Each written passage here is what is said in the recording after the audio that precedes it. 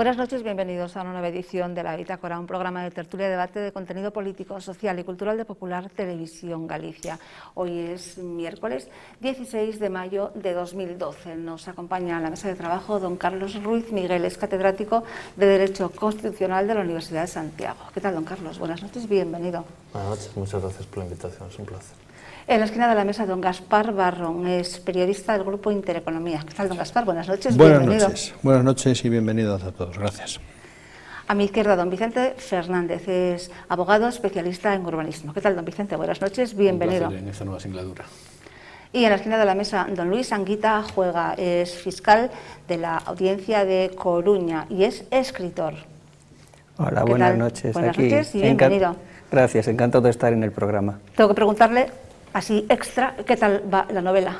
La novela, vamos, me tomas el tema que yo estoy viviendo y disfrutando con ella. La novela va muy bien, es decir, estoy contentísimo con la acogida que está teniendo por las personas que la están, digamos, haciendo en las librerías y los comentarios que me están llegando de lo que está gustando y de lo que está enganchando. Personas que me dicen, es una novela de más de 350 páginas y que empiezan a leerla y no pueden parar y en día y medio se han leído la novela. Como don Luis Rojas Marcos, ¿no? Exacto. Bueno, es que eso realmente fue muy curioso y le tengo un gran recuerdo.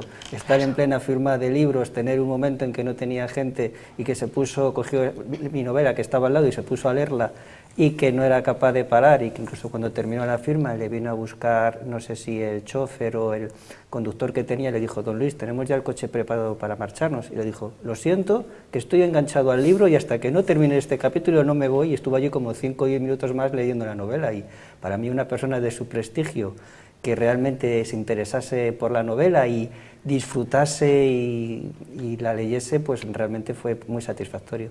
Estupendo. Siempre hay un lugar para soñar, ¿no? Exactamente, así Estupendo, pues esa es la novela que está en todas las librerías. Empezamos con el primero de los temas. Empezamos con las palabras de Mariano Rajoy en la sesión de control al Gobierno, que insta a la Unión Europea a apoyar el euro. Creo que la situación, como usted dice, es muy difícil, es muy complicada. La prima de riesgo ha subido muchísimo, eso significa que es muy difícil financiarse y es muy difícil hacerlo a un precio razonable. Entonces yo creo que hay que hacer algunas cosas en España, ¿no? Y otras cosas en Europa. En España yo creo que las medidas que estamos tomando son las que hay que tomar. Luego en Europa hay un debate ahora sobre crecimiento, austeridad, etcétera, sobre el cual yo también quiero dar mi opinión. Creo que es un debate que tiene bastante poco sentido, porque creo que una cosa es compatible con otra y además una cosa es necesaria para la otra. Pero me gustaría también un mensaje claro, contundente, en defensa del proyecto del euro y una afirmación de la sostenibilidad de la deuda pública de todos los países europeos, que en este momento pues está sometida a discusión. Por tanto, Cualquiera de ustedes. Don Vicente, por ejemplo. Bueno, Rajoy, yo he visto al Gobierno, y en eso coincidían algunos analistas parlamentarios, muy desinflado hoy.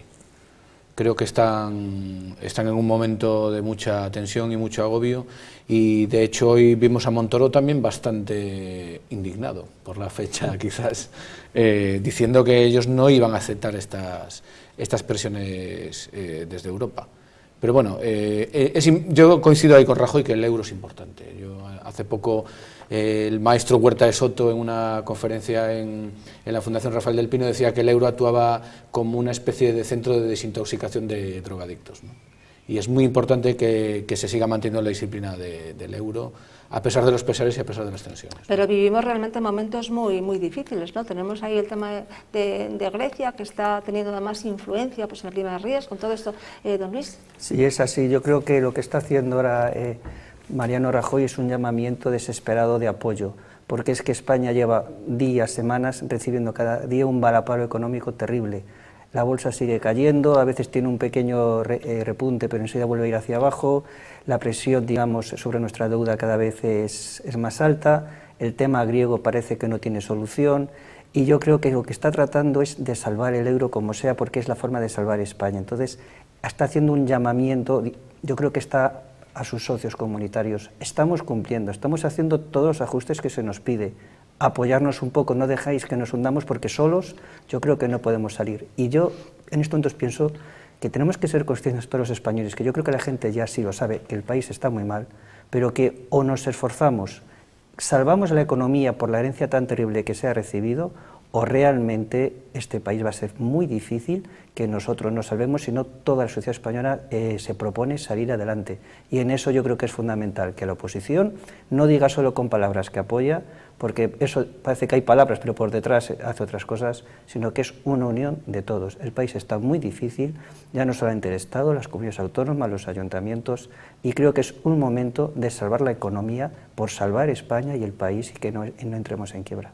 En efecto, han dicho en Europa que han tomado todas las medidas que había que tomar, pero bueno, pues quizá haya que tomar otras, quizá. Don Carlos, ¿usted siempre mantiene eso? Yo lo he mantenido siempre y lo sigo manteniendo. Es decir, creo que está claro a estas alturas que el problema que tenemos es que hay una deuda pública muy importante y que, por tanto, mientras no se acabe con la deuda, estamos presos de un riesgo muy grande. Porque claro, mientras no se elimine la deuda, estamos a la expectativa de que para que nos refinancien la deuda, que no nos pongan el interés demasiado alto. Pero la forma de acabar con este círculo vicioso es dejar de tener deuda. Y ahí es donde entramos en el terreno de la famosa austeridad.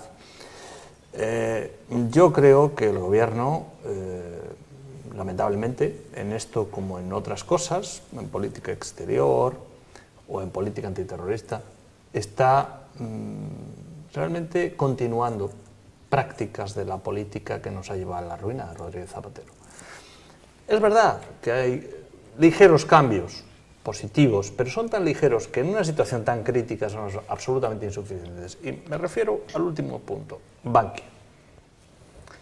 En Bankia, lo que no es, a mi juicio, de recibo, es que después de estos recortes brutales que se están anunciando, esos miles de millones sean para pagar una entidad que parece que está quebrada. De la misma forma que me pareció mal no dejar quebrar a UNIM, a Catalunya Caixa o a Nova Caixa Galicia, que tenían que quebrar porque estaban quebradas. Si Bankia está quebrada, tiene que quebrar. Lo que no podemos es nosotros tener que pagar esa deuda. Porque, claro, de esa forma no acabamos con la espiral de la deuda. Eso por un lado, pero vayamos al tema autonómico. Es que lo que no se puede es intentar salir de esta crisis manteniendo la actual estructura administrativa. A estas alturas, las elecciones fueron en noviembre, el gobierno toma posesión a finales de diciembre, no hay ni una propuesta de reforma constitucional, no hay ni un proyecto de ley de armonización. Esto no es serio, a mi juicio.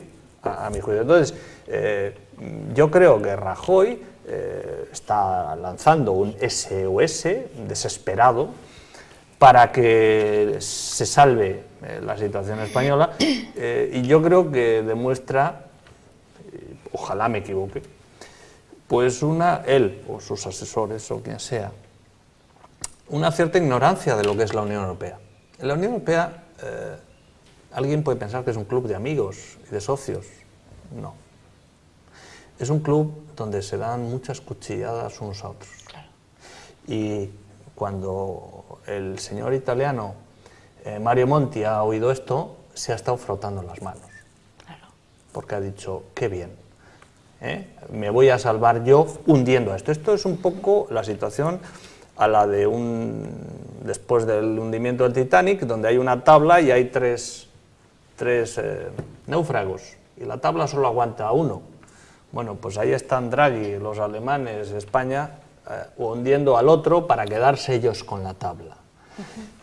Yo creo que no tenemos que pedir ayuda a los demás, sino que tenemos que ayudarnos a nosotros mismos. Y creo que todavía el gobierno puede hacer muchas cosas que no ha hecho, y lo peor de todo es que no está diciendo que quiere hacer. No, Esa es mi opinión. Es más, ha dicho lo contrario, ha dicho que las autonomías ahí están, que están bien, y además lo malo es que coinciden los dos grandes partidos, sí, claro, que ahí en eso desde luego el consenso es total. Mi opinión es que si no se altera esta estructura administrativa, yo lamento ser pesimista, no saldremos de esta. Don Gaspar. A ver, decía don Vicente que el gobierno está flojo, ¿no? Desinflado. Sí, lo veo desinflado, sí. Lo que está es cao. O sea, cao, porque antes tenemos que recordar los lunes negros de la calle Génova eran los grandes sustos.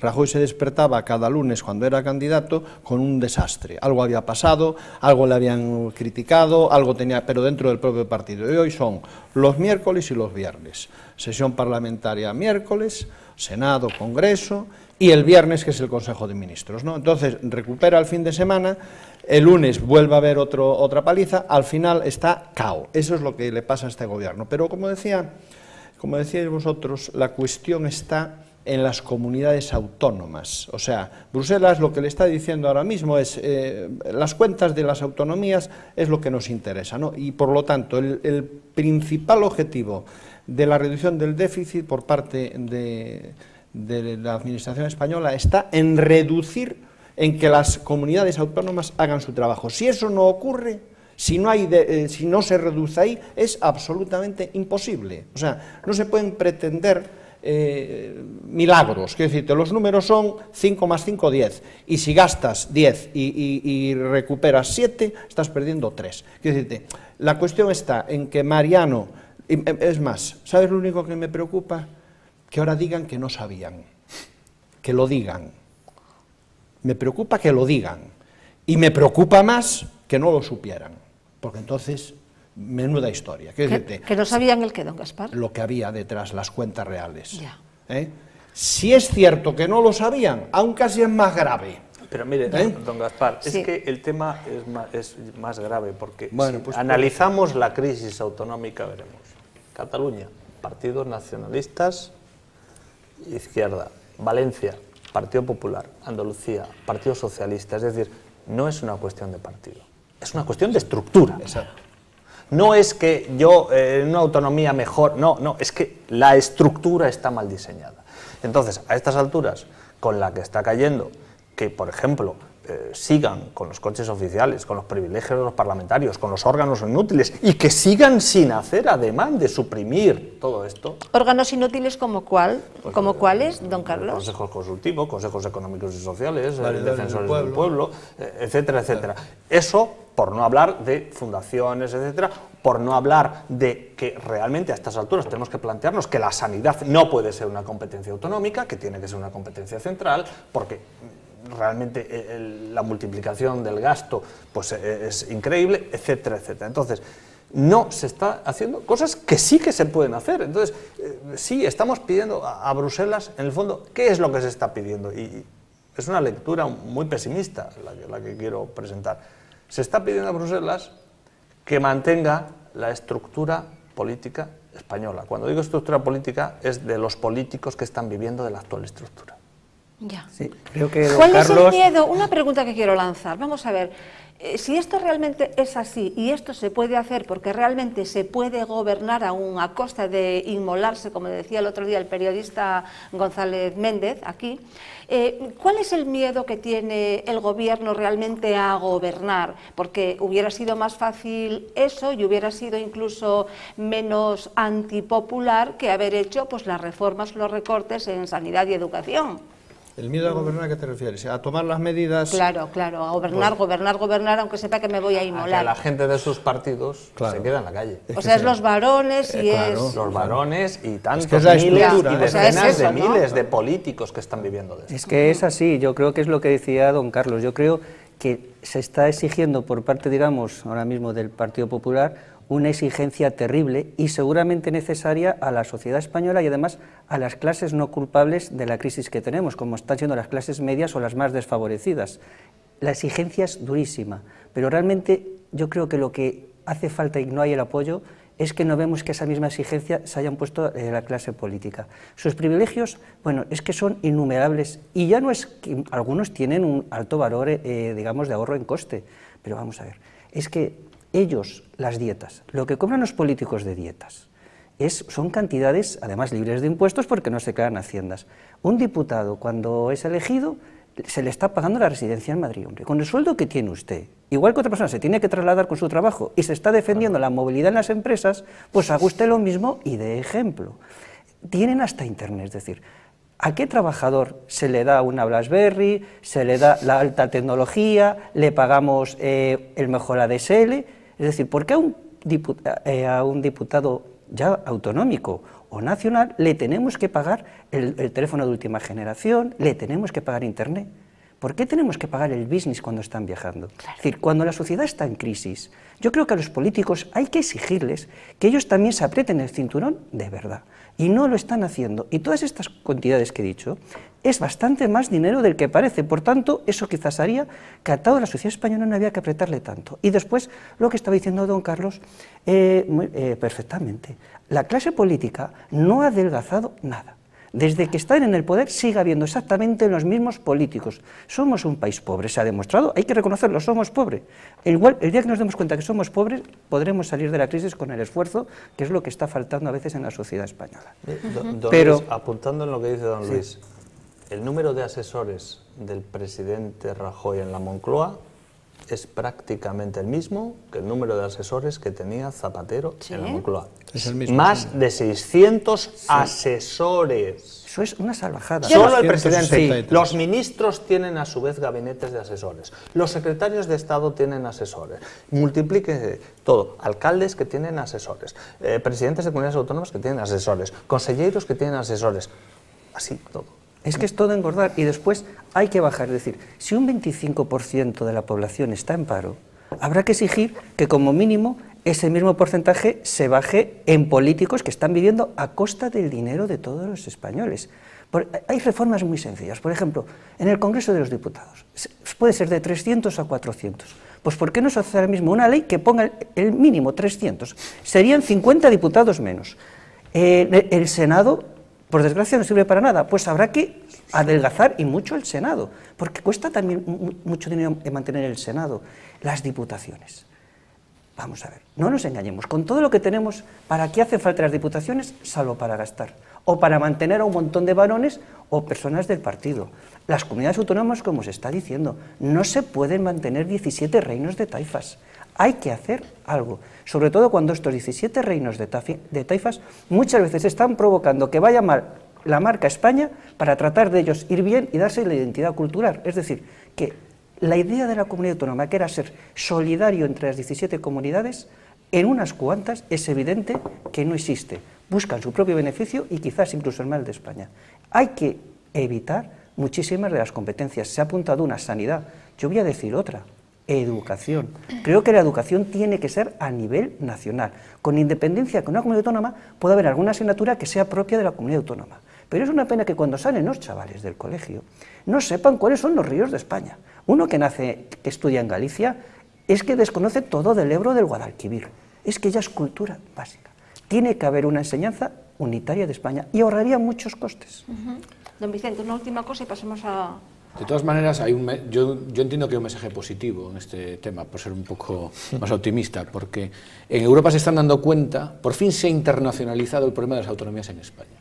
Hasta hace pocos años, en Europa, sobre todo, no sabían este problema. Es cierto. Creían que España tenía 17 regiones, pero ahora ya desde el Eurogrupo están empezando a presionar. Y quizá el cambio de estructura venga quizá por presiones europeas y no por autoconvencimiento de los españoles, porque si salimos a la calle, también hagamos el ejercicio, salgamos a la calle y le preguntemos a la gente si quiere renunciar a la comunidad autónoma, porque a la gente se le ha educado en esa disgregación, porque realmente el título de la Constitución rompe la unidad nacional. Entonces, al haber una descentralización territorial, se crea el problema nacionalista, la deslealtad, pero hemos llegado a un punto en que eso ya ha calado a través de la educación de una manera tan importante a la gente, que yo creo que no tendría apoyo popular acabar con la opinión pública, acabar con las comunidades autónomas. Pero ni los dos extremos, pero no tiene por qué. Porque ahora hay una autonomía ahora fíjense cómo se abre la cuestión. Ahora los de las llamadas comunidades autónomas históricas, que es otro engendro, dicen, bueno, que les quiten las comunidades al resto, pero a las históricas que no nos toquen.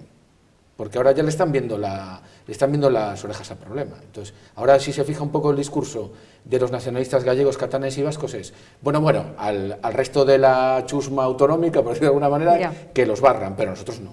Pero bueno, yo entiendo que se pueden conservar las autonomías, pero hay que reestructurarlas. Sin embargo, yo creo que las diputaciones sí que valdrían, porque se están tirando contra las diputaciones, pero por ejemplo, las diputaciones en la gestión fiscal y de recaudación tributaria de ayuntamientos pequeños son muy eficientes. Claro. Sí, pero no y en el asesoramiento personal. Sí, claro, sí. Es que el problema está. Pero sin embargo podría ser una vuelta. Sí, yo estoy de acuerdo. Si eliminamos potenciando áreas metropolitanas y fusiones de ayuntamientos rurales, combinada con una gestión y asesoramiento de las diputaciones a ayuntamientos pequeños, puede ser una nueva estructura territorial.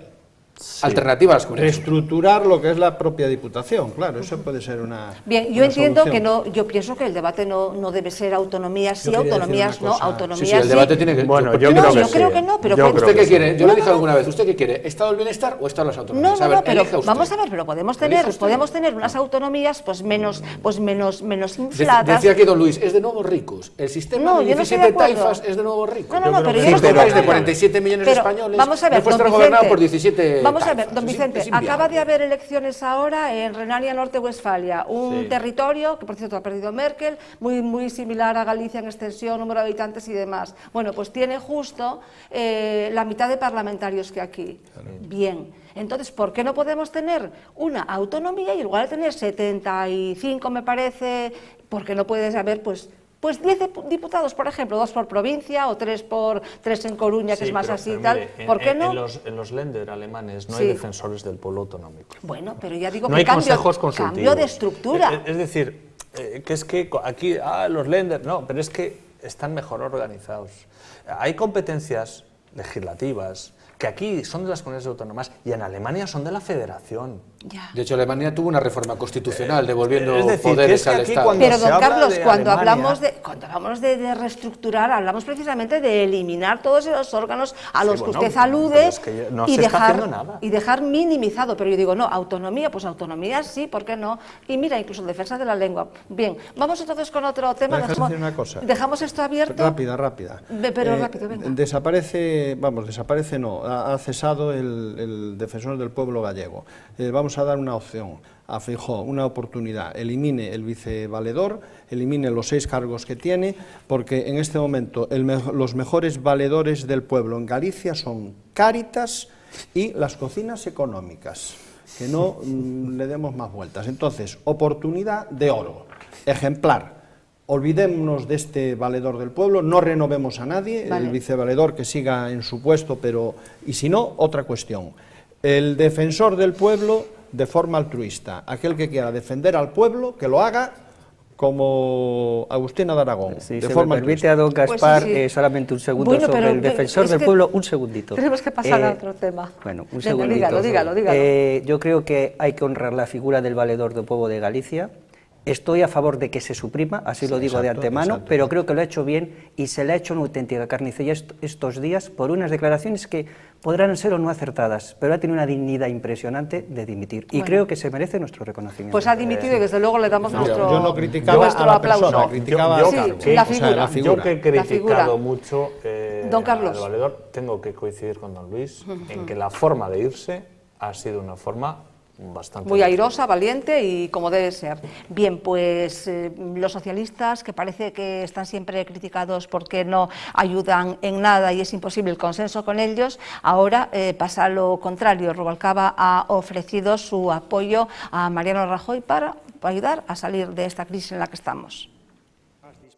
Yo sé que hay gente que piensa que el diálogo y el acuerdo debilita. Yo creo que es justamente lo contrario. Que los grandes países lo son porque son fuertes cuando hacen frente a las crisis y España es un gran país que lo está pasando muy mal.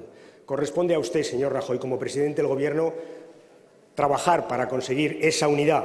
Nosotros, como primer partido de la oposición, le decimos en esta Cámara, si usted quiere dialogar, nosotros estamos dispuestos porque creemos que España lo necesita. Y yo estoy absolutamente convencido de que es bueno hablar con ustedes, pero me gustaría que ustedes hubieran apoyado buena parte de reformas importantes que hemos traído aquí. Es que nosotros les hemos apoyado la reforma de la Constitución en su día y ustedes ni siquiera han sido capaces de aprobar la Ley Orgánica de Estabilidad Presupuestaria que desarrollaba esa reforma que acordamos. Estoy dispuesto a hablar. Bien.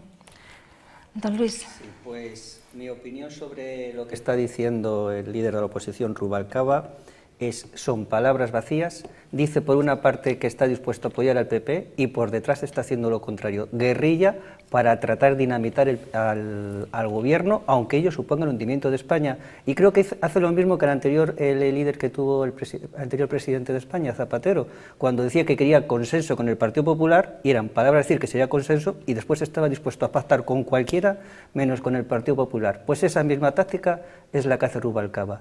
Creo que Rubalcaba es un perfecto, digamos, no sé si llamarlo zorro con piel de cordero, perdonadme por la expresión, pero que dice una cosa y por detrás hace exactamente lo contrario. Yo diría que zorro con piel de zorro, pero bueno. Bueno. Don Gaspar. Yo estoy de acuerdo con Anguita, pero es patético. El PSOE ha perdido el norte hace tiempo, tienen que recuperar su identidad, tienen que primero organizarse ellos, que ese es otro problema. O sea, en este momento el PSOE está pasando por una crisis interna enorme y eso hace que unas veces digan una cosa, otras veces digan otra. Valenciano es la faldera de Rubalcaba y las declaraciones de Elena Valenciano pues van en esa sintonía. Hoy decimos una cosa, mañana decimos otra. Es lo que ha dicho Rubalcaba, para mí es lo que dice don Luis Anguita, o sea, lo mismo pero dicho de otra manera. Y además está el dicho ese en el Congreso, que es Rubalcaba, si le das la espalda te la clava. Por lo tanto, esto es la realidad, porque es un político, es un taur en el sentido de maquiavélico allá donde los haya, y voy a decir otra cosa, yo tengo amistad con él, y si, no, Dios no lo quiera, imagínate que hacemos un partido y salimos, yo lo llevo conmigo, fundamental. En un gobierno, Rubalcaba es imprescindible. Ojalá fueran amigos él y Rajoy, pero amigos de partido, porque mucho mejor ni iría Rajoy en muchas cosas que no le están yendo bien. Pero en definitiva, el discurso es el de siempre, dicho de una manera o de otra manera. O sea, es como la botella, ¿está medio llena o está medio vacía? Al fin y al cabo está por la mitad. Pues este es eso, maquiavélico, y sobre todo yo estoy convencido que ahora dicho esto, mañana dirá otra cosa, pero, aquí viene la clave, siempre hay entre bastidores en el Congreso una negociación. Cuando ha dicho esto es por algo. Acordaros el otro día lo que decíamos de los palmeros, ¿no? Que según aplaudan, sí, sabemos si va a tener un puesto o no va a tener un puesto. Bueno, pues acordaros, o sea, ahora mismo, Rubalcaba, que lo estoy viendo en el monitor, él está convencido de que con esas palabras ha conseguido algo. No ha conseguido, ya lo tiene conseguido. Y esa es la clave. Y eso es lo que el espectador, el español de a pie, que no tiene opción a entrar y ver entre bastidores cómo se negocian las historias, desconoce. ¿Me entiendes? Es más, fíjate bien, yo pediría a cada televidente de Popular Televisión Galicia que antes de tomar otra vez camino de unas urnas, se dé un paso por un ayuntamiento y vea un pleno del ayuntamiento, por su autonomía, o antes por su diputación y vea un pleno de la diputación, después por su autonomía, y para rematarlo, si ya no tomó la decisión antes, que se vaya al Congreso de los Diputados, porque ya al Senado que no vaya, porque ahí sí que se queda tumbado, dormido y se olvida. Entonces, a partir de esas 3 visitas, que vaya a votar. Puedo aseguraros que no llega al 25% de la población que vota. Que se abstiene. Bueno. Esa es la historia de la política. Y el resto son papayadas. ¿Qué ocurre? Los medios, pues, tengo que decirlo, somos cómplices muchas veces de esas papayadas. Algunos, otros no tanto. Hay siempre en cada casa, hay el hijo rebelde, ¿no? Y efectivamente, el hijo rebelde... Pero hoy para estar en los medios hay que ser cómplice, es más, aunque sea de manera tangencial, aunque no lo quieras, siempre se es cómplice. Es que si no, no tienes donde decir una palabra. Es algo muy grave, sí, es así, pero es que el sistema es el sistema. Pero la complicidad no puede llevar al sometimiento. No, claro, porque yo puedo estar muy de acuerdo con el amigo Mariano y muy de acuerdo con Feijóo, pero no puedo estar de acuerdo con que crean Caixanova, Don Gaspar, y de hecho, podíamos decir muchas cosas que nos callamos y, bueno, y sin embargo no las decimos. Sí. Y no las decimos en orden al código deontológico, porque no es tampoco quitarle la honra a nadie o cosas que no se deben... No, noticias, digamos, normales. Y que no las decimos, pues porque... Yo te voy a decir no. una cosa. Yo tengo la norma de que en un momento determinado, antes lo hablábamos ahí con el señor fiscal, con el señor Anguita, que en ocasiones hay en las reuniones que es mejor levantarse y no escuchar. Porque así por lo menos queda uno con la conciencia tranquila. Bien, referente al consenso, ya la señora Cospedal está pidiendo arreglo, consenso con el Partido Socialista desde hace el problema del consenso es que el Partido Socialista hace honor a su trayectoria histórica, es un partido desleal. Cuando no ha practicado el crimen, ha practicado la corrupción, o el crimen o ha asesinado gente en sus checas o ha instaurado un sistema corrupto y el crimen de Estado. O sea que yo no entiendo muy bien cómo el PP va a negociar, porque yo no puedo negociar con un trilero, y Rubalcaba es un trilero de la política. Entonces el PP puede ser muy bien intencionado, pero cuando no hay un partido leal, y además ya estamos en un partido zombie, porque Rubalcaba ya es un muerto viviente. Yo no le enterraría, yo no le enterraría. No estás seguro, Pero los zombies siguen andando, pero yo recuerdo, seguían por los ruidos. Mira, recuerdo un amigo en común, que vamos a citar, que en un momento, hace años, hace 6 o 7 años por lo menos, me dice, breve, don Gaspar, que vamos con otra cosa. Por fin hemos metido a Romay Beccaria en la fosa atlántica. Ya ves dónde está Romay Beccaria. Quiero decirte que los trileros sí, pero es que también son bomberos y tienen trileros el Partido Popular, no nos equivoquemos. O sea, yo lo dije antes y lo mantengo. Pero siempre les averiguan dónde está la bolita. Lo que pasa es que son más decentes, tienen más vergüenza. Y los otros son más sinvergüenza. Pues por lo tanto, esa es la historia. Hay cosas que es cuestión de, no sé, de ética, por lo menos de estética, y hay cosas que, no sé, algunas fotos hace mucho daño verlas, sobre todo el mismo día en el que se te está lanzando el mensaje de que hay que apretarse el cinturón, ver cierta cosa con ciertas medallas por aquí y por allí, gente vestida de negro, desde luego. A mí no me gustó nada esa escena, creo que todo el mundo sabe a qué me refiero. Vamos con otro de los temas, la sesión de control, que hoy vamos súper atrasados, llevamos ya como 35 minutos de programa y no hemos pasado del primero de los temas, que es la sesión de control. Se volvió a citar nuevamente en el Congreso el Plan E de Zapatero del 2009, a propósito de que los socialistas quieren gastar dinero que no hay. Soraya Sáenz de Santamaría decía, lo ponía como ejemplo, el plan E, que no siempre el gasto implica creación de empleo. Oímos unas palabras de las dos Sorayas, como las llamamos cariñosamente, coloquialmente, Soraya Rodríguez, y le contesta Soraya Sáenz de Santamaría. Presidenta, mire cómo está la prima de riesgo.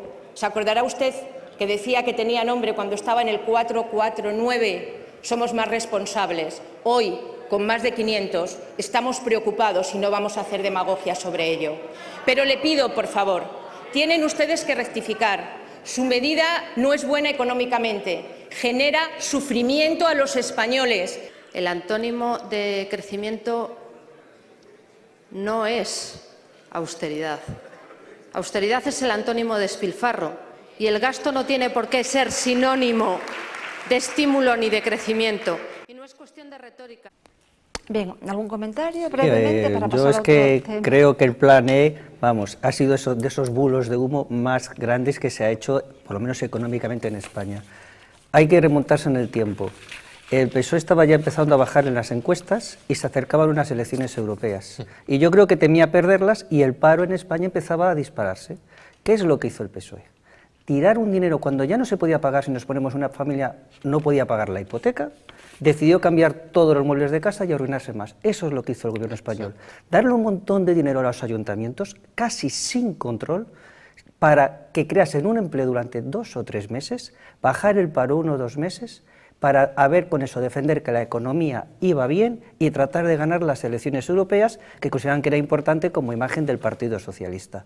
Eso fue el plan E, arruinarnos muchísimo más para buscar un rédito muy corto que le ganar unas elecciones, y no les importó dejar el país todavía con una deuda que ahora, por desgracia, tenemos que estar pagando.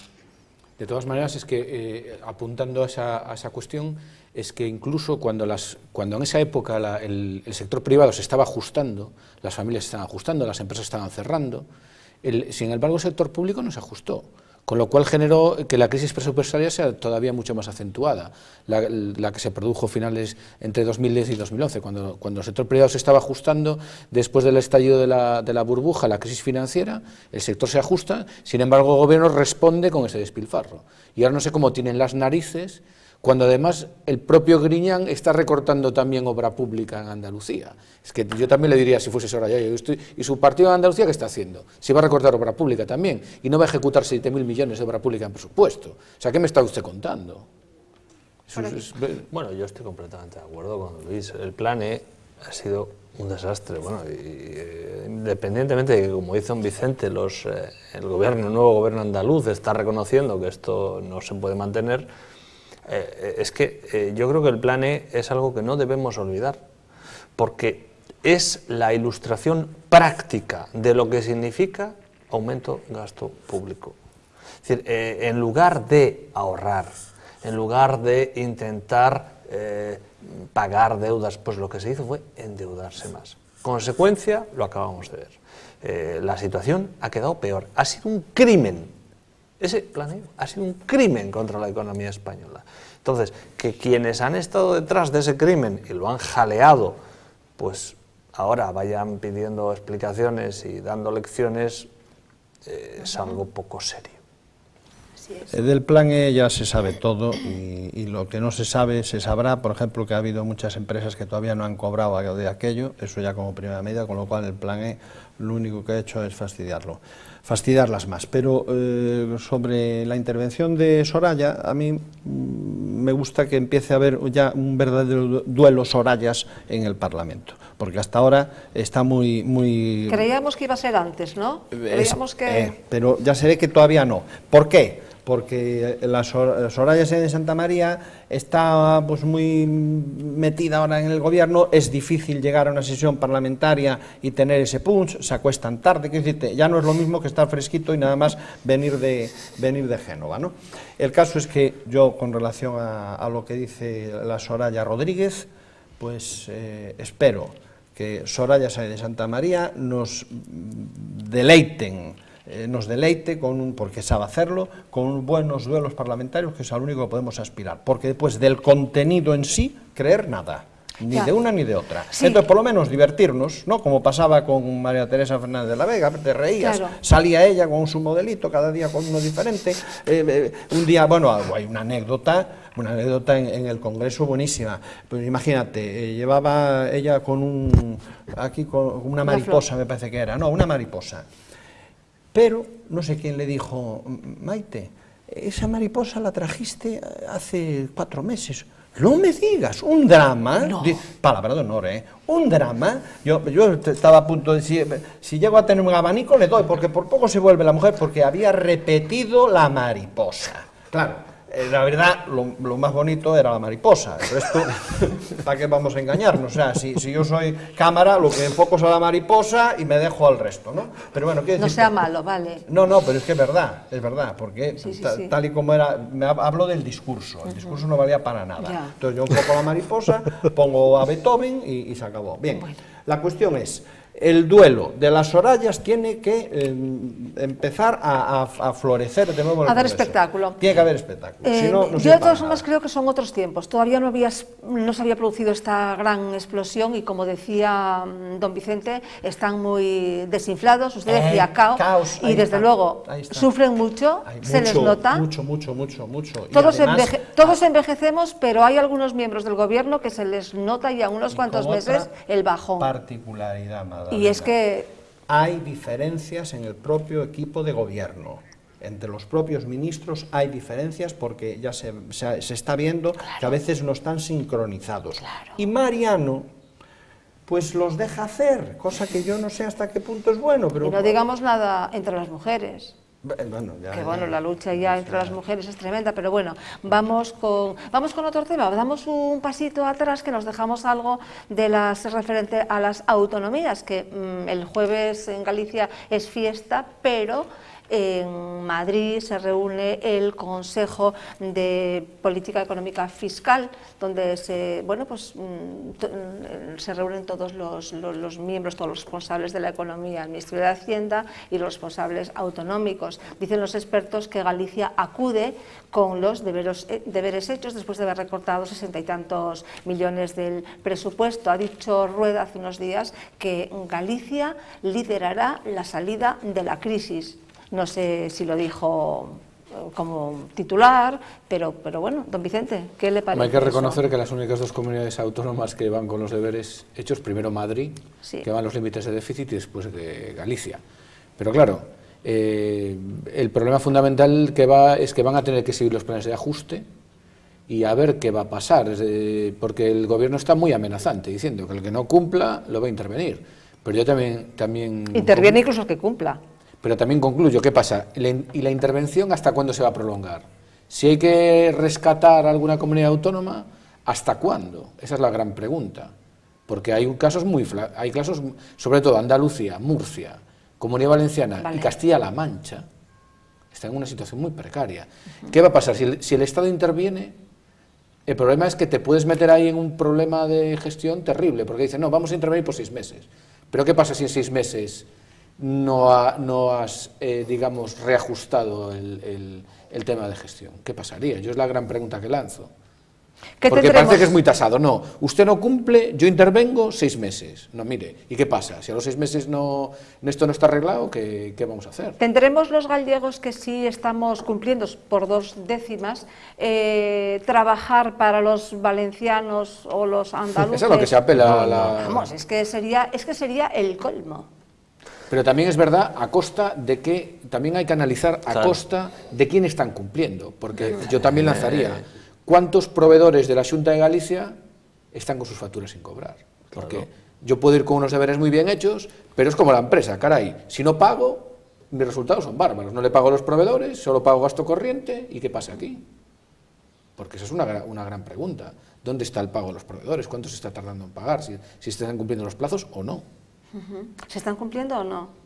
Pues cuando hablas por ahí con la gente... ¿Hay mucho pendiente? Te voy a dar un dato. Yo conozco una empresa que le deben todavía 500.000 de aquellas antiguas pesetas, que a lo mejor vuelven, con lo cual vendrá fenomenal, pues ya le tendrán que pagar en pesetas, si es que le pagan algún día. De la época en la que Cochón era consejero de Sanidad, todavía sin pagar, o sea que esa es la realidad. Y si la Xunta quieren, me encargo de hablar con la empresa y que le manden la copia y que analicen el asunto. Quiero decirte, están pagando, pues no sé cómo, pero no va muy allá la cosa. Pero hablando del Consejo de Política Fiscal y Financiera, yo me apunté aquí para lo que está creado, ¿no? Se crea en el año 1980, es que es buenísimo.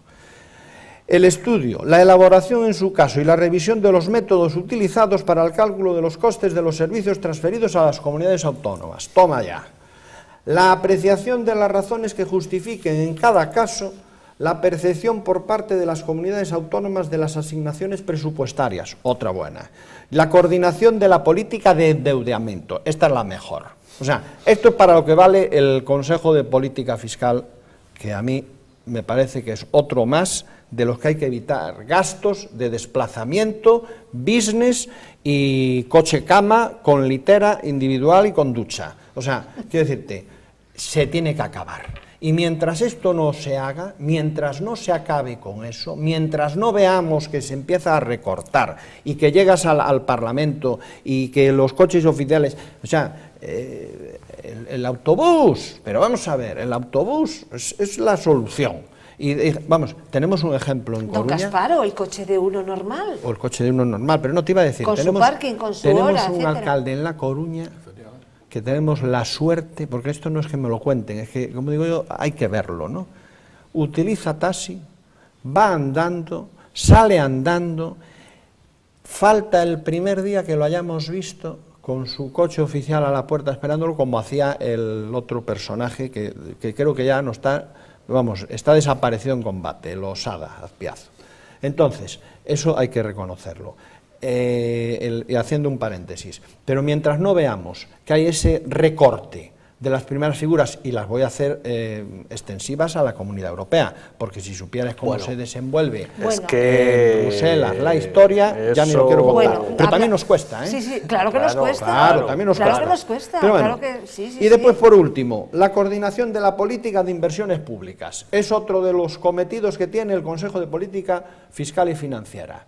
¿Para qué sirve? Si esto es que hablamos un poco como lo del otro día de los 4 millones de euros que se gastan en publicidad. Después, por cierto, déjeme que le diga que el otro día unos decíamos 4 millones, otros 4.000. Yo he dicho 4.000 millones, me dicen, pero qué bárbara. Bueno, pues sí, aquí cuando hablamos de millones y de con eso... este documento, don Carlos, de aquello que hablábamos. ¿Es uno de estos organismos que tienen que desaparecer? Si hubieran organizado las cosas mejor, ese organismo ni siquiera sería necesario. Exacto. Es decir, todo está basado en la idea de que la autonomía, las comunidades autónomas tienen un entendimiento de lo que es autonomía financiera, y aquí al mencionar las competencias se ha dicho, que precisamente hacen necesario que se reúnan para coordinarse, para intentar ponerse de acuerdo. Bien, si las cosas estuvieran organizadas de otra manera, ya en el presupuesto que hicieran las Cortes Generales, ya estaría dicho cuánto va a cada comunidad autónoma, habría controles de cómo se gasta ese dinero, pero hubiera sido innecesario. Es decir, todo esto es una forma de haber organizado la autonomía financiera que también se ha demostrado que no ha funcionado bien. Es decir, es otro elemento de la estructura que no funciona. ¿Se reúnen, se ponen de acuerdo o no? Porque claro, ¿qué pasa si no se ponen de acuerdo? Es decir, aquí algo falla. Es decir, no podemos permitir que la decisión sobre gastos e ingresos de las comunidades autónomas quede al arbitrio de que las 17 comunidades autónomas se pongan de acuerdo. Eso tiene que ser una decisión que ya tiene que ser unitaria, en un órgano central, que son las Cortes Generales. De las Cortes Generales que digan con el dinero que tenemos cuánto puede ir a cada comunidad autónoma, y luego pues cada comunidad autónoma pues, que lo gaste en función de unos presupuestos que, como ahora se acaba de ver con la directiva de la Unión Europea de noviembre del año pasado, pues resulta que sí. Lo que hasta ahora se negaba porque eso era contra la autonomía, etcétera, etcétera, ahora resulta que sí, que los presupuestos de las comunidades autónomas pueden ser revisados por el gobierno. Bueno, ¿y por qué no hemos empezado a hacer las cosas así desde el principio? Porque parece que es en época de crisis. Don Luis. Pues yo estoy también en esta situación que realmente habría sido bueno que este consejo no existiera, pero creo que ahora mismo es la única llave o arma que tenemos para poner coto a un montón de comunidades autónomas que están gastando muchísimo, que incluso parece ser que no tienen mucha idea de cumplir el déficit, y ojalá que no se interviniese ninguna comunidad autónoma, pero si hay que empezar a intervenir, que se haga y que se haga con seriedad, porque es que la única posibilidad de sacar este país adelante es evitar el despilfarro del dinero, y ahora hay muchas comunidades que parece ser que no están dispuestas a cumplir, o por lo menos querrán cumplir con eso de un maquillaje, es decir, doy unas cuentas, las reales son otras, sigo debiendo, y o todos somos solidarios, o yo creo que este país se hunde. Y por tanto, el gobierno tendrá que sacar, no sé si el mazo, pero sí la autoridad para gobernar España. Pero no va a hacer nada, no va a haber ninguna flagelarse un intervención. poco también. Es que fijaros que la aceptación de la realidad tan anormal de las autonomías en España es que el gobierno de la nación está trasladando la estrategia europea, que es una estrategia de Unión Europea con naciones-estado, a la propia realidad nacional, o sea, admitiendo una especie de pequeñas naciones, o sea, que el propio gobierno del Estado de la nación española está admitiendo la disgregación del Estado anormal de la organización autonómica en España. Con lo cual es tremendo, es decir, el mensaje, es que esto, en el mundo de Internet, esto lo están viendo los inversores internacionales.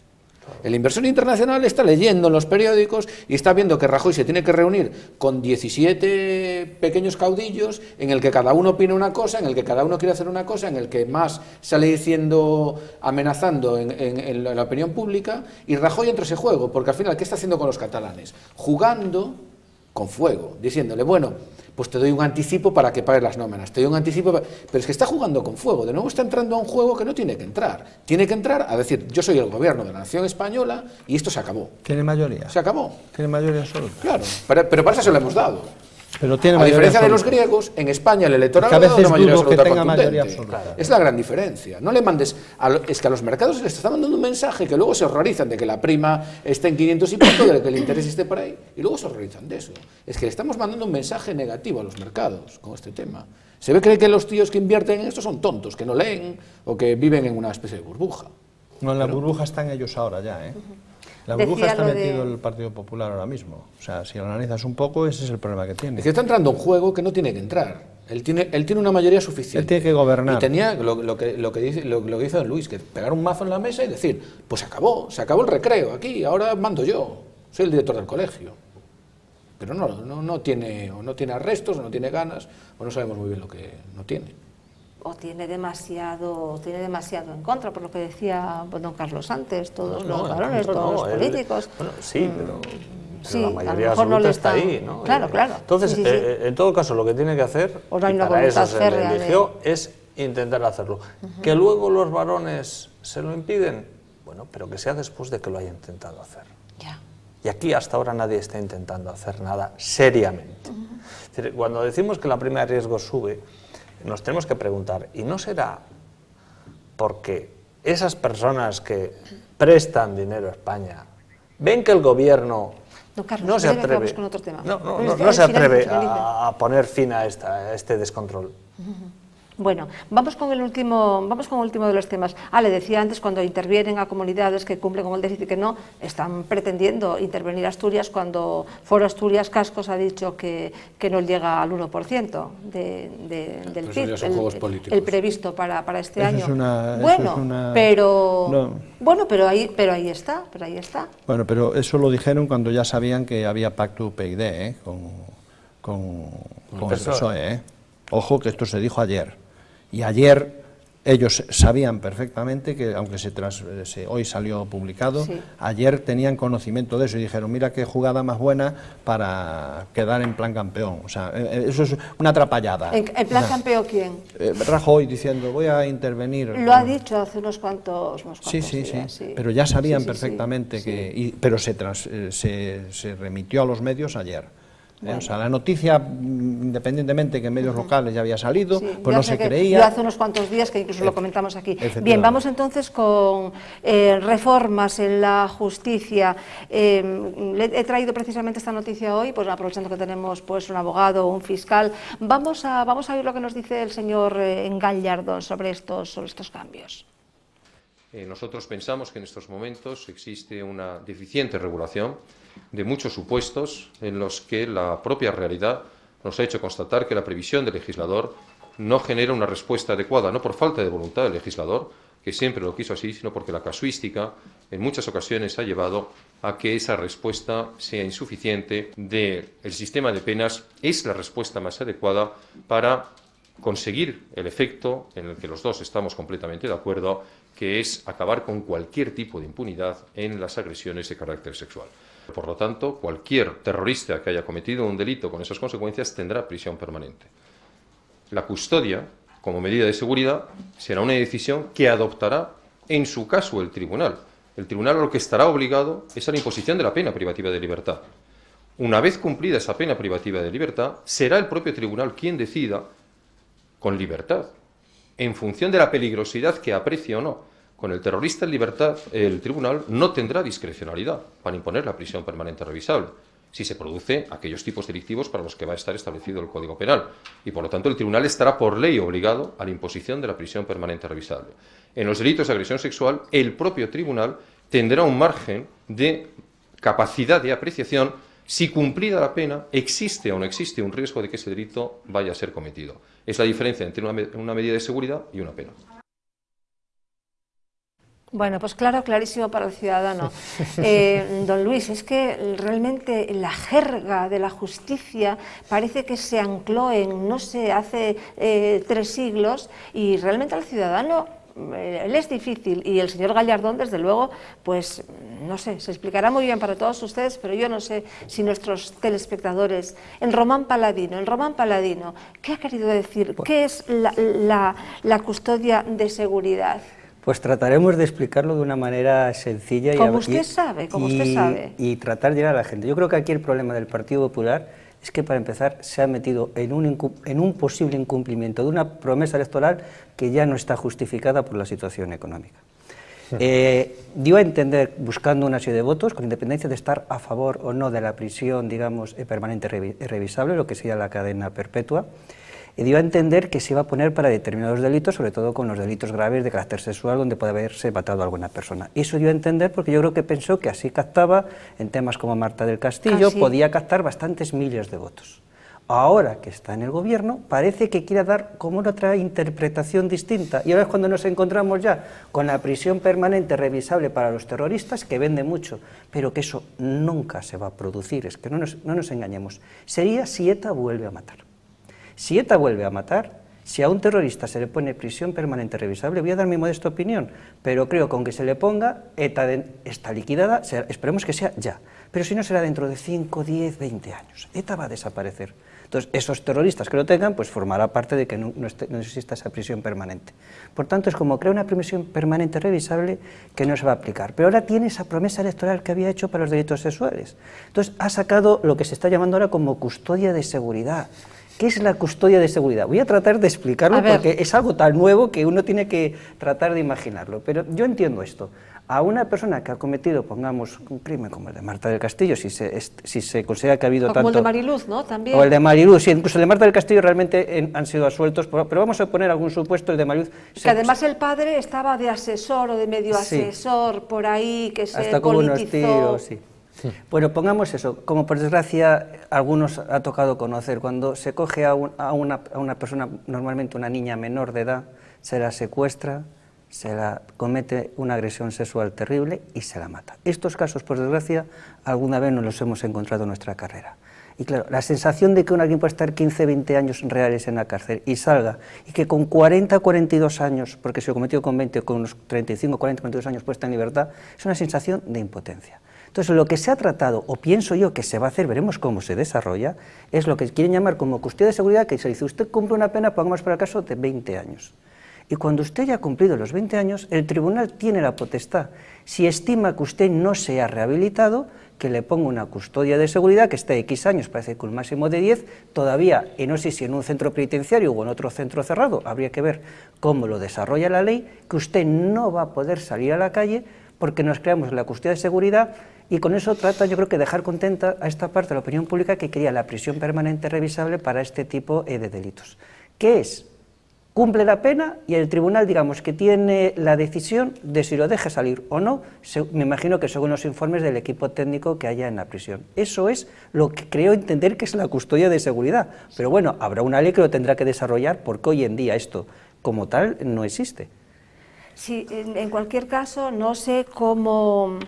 No sé qué criterios siguen para saber si un violador o alguien que viola y mata está rehabilitado, porque parece que está demostrado que hasta que no ve niños pequeños o niñas o chicas para violar, es que no se sabe. Es muy complicado en el tema de los delitos sexuales. Los profesionales, yo reconozco que trabajan muy bien en los centros penitenciarios, pero no siempre la fiabilidad es del 100%. Entonces, claro, una persona se puede someter a programas terapéuticos, tener un comportamiento exquisito en prisión, con eso también puede conseguir los máximos beneficios penitenciarios, y lo que está mejor pensando no es que esté rehabilitado, sino lo que quiere tratar es de cumplir lo antes posible su condena para salir. Y claro, si esta persona formalmente sigue, digamos, todos los cauces reglamentarios dentro que se establecen en el centro penitenciario cumpliendo la condena, los informes van a ser favorables. Como no es una prisión permanente revisable, no cabrá esta custodia de seguridad porque no hay motivos que den a entender que el tribunal la pueda aplicar y por tanto saldrá a la calle. Sí, me parece tremendo, Claro, es que estos son cuestiones ya de política criminal, ¿no? del legislador, porque al final estamos en una realidad evidente que normalmente si tú ves el caso de un violador, de un abusador, siempre tiene antecedentes. Claro, pero yo el gran problema que le veo es que cómo se compatibiliza esto con las garantías constitucionales, ¿no?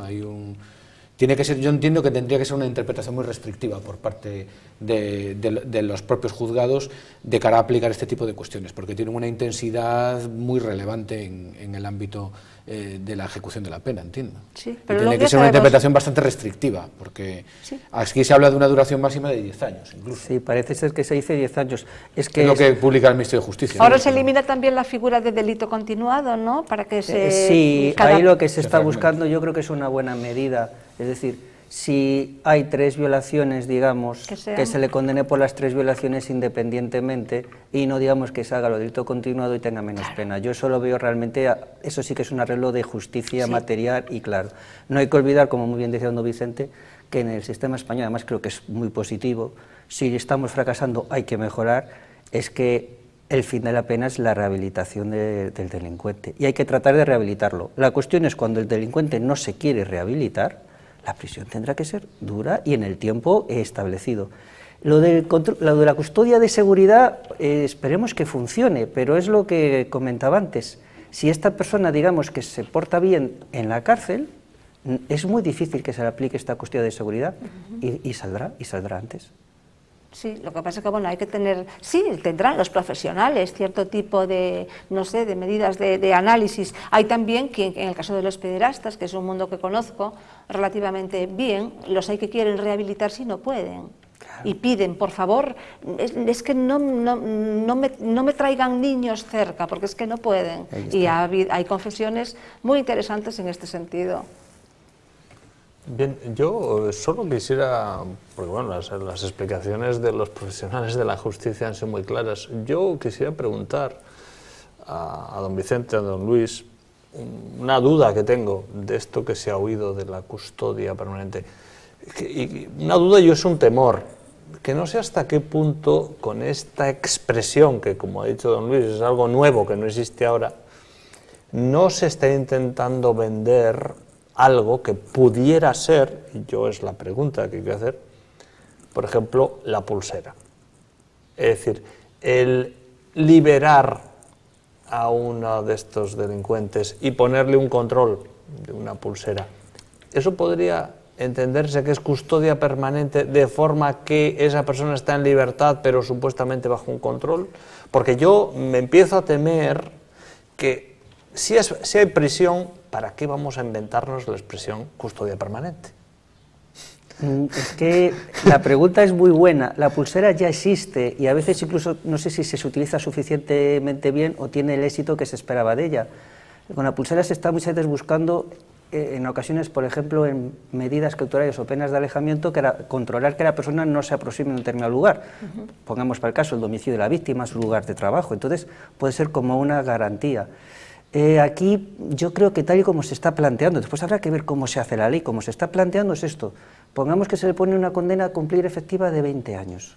Cuando transcurran los 20 años, el tribunal tendrá que valorar, en base a los informes que tengan de los profesionales, si esta persona está, digamos, rehabilitada porque la pena ha cumplido su función y puede quedar en libertad o no. Si los informes son de que no está rehabilitada, podría tenerlo en esta situación de custodia de seguridad con un máximo de 10 años. Esto parece que es la finalidad de la ley, y esta custodia de seguridad en principio parece que es en un centro cerrado, que además supongo que será un centro penitenciario. Hasta ahora los violadores que realmente sueltan a la calle, que causan realmente popularmente alarma, sabemos que delinquen a los pocos días y que vuelven a violar y que vuelven a abusar, el del Ensanche, el de Madrid, sí, hay muchos. Una última cosa, que nos vamos, estamos fuera de tiempo, don Gaspar. Sí, tan ultimísima como que yo no voy a decir nada con relación a la custodia de seguridad ni a prisión permanente revisable, pero sí quiero que los oyentes, los televidentes se queden con este dato. Ya el Consejo General del Poder Judicial en el 2009 rechazó esta reforma. No esta en concreto, esta, repito, aparcada, concretamente sobre la reforma fiscal. O sea, todo lo que compete a temas fiscales se ha vuelto a presentar y el PP dijo en aquel momento que no valía, Hoy lo que se ha llevado al Consejo de Ministros, lo que está encima de la mesa, es lo mismo, pero desde otro partido. Esta es la casta política que tenemos. Cuando estás en un sitio dices una cosa, cuando estás en la oposición te tienes que oponer. En su momento se opusieron, ahora están a favor de lo que antes dijeron. Recuerdo exactamente en diciembre de 2008. El PSOE preparara esta reforma fiscal en la ley de enjuiciamiento y se la rechazó el Partido Popular. Somos totalmente políticamente incorrectos, ¿no? Nos estamos convirtiendo en un pain on the neck para los políticos. Bien, pues, buena falta les hace. Pues hasta aquí seguiremos avanzando y analizando sobre todo este tema tan importante de la justicia con nuestros profesionales. Don Carlos, muchísimas gracias. Muchísimas gracias por la invitación. Es un placer. Don Gaspar. Ha sido un placer. Muchísimas gracias. Don Vicente, gracias. Encantado de estar aquí. Don Luis Anguita, muchísimas gracias. Muchas gracias a ti por invitarme a estar en tu programa. Gracias a ustedes por acompañarnos un día más. Nos despedimos hasta el viernes, a eso de las 10:30 estaremos nuevamente con ustedes. Que sean felices.